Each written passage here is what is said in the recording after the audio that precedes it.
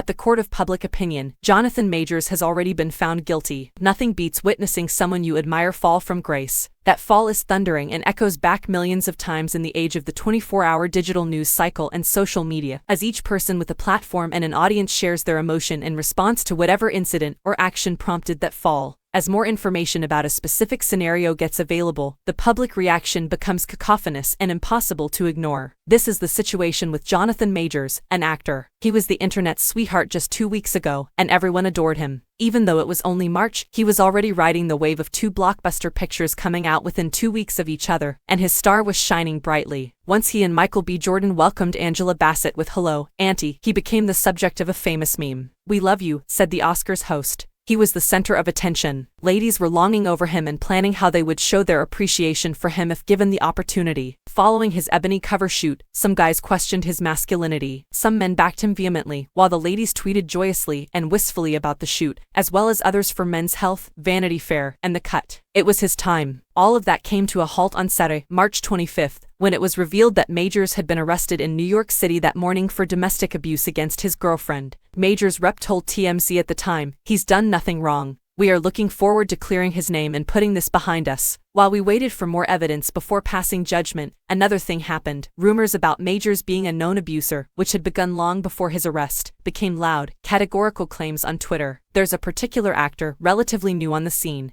who Twitter has fallen violently head over heels for, who, in reality, is a vicious, cruel, abusive human being, both professionally and in his personal life, and every new viral thirst tweet about him drives me insane, said filmmaker Ab Allen in February. Following the news of Majors' arrest, another Twitter user shared a screenshot of the tweet with the caption, "Now we know who this tweet is about." Allen replied to the tweet, "Ding, ding, ding, ding, ding." Allen, who uses the pronouns they, them, went on to say that they were seeking to keep Majors' victims from becoming part of some wider media probe, and expressed hope that this episode would ruin Majors' career. Allen wasn't the only one who had Majors' stories. Stage actor Tim Nicolai also accused Majors of abuse, claiming that the actor is a sociopath and abuser, which is consistent with the actor's reputation in the Yale and New York City theater scenes. Allen has since deleted their tweets, while Nicolai has restricted access to his account. But the harm had already been done. Given reported evidence that Majors is an abuser and that the alleged abuse is a pattern of his behavior, he went from Twitter honey to Twitter's most hated. The same women who had publicly lusted after him were now casting doubt on his character. Responses on social media indicated a broad belief that he had done what he was accused of, with widespread prediction that his career would be gone following this. It was literally grand opening and grand closing in the first quarter of 2023. The acts of his attorney, Priya Shori,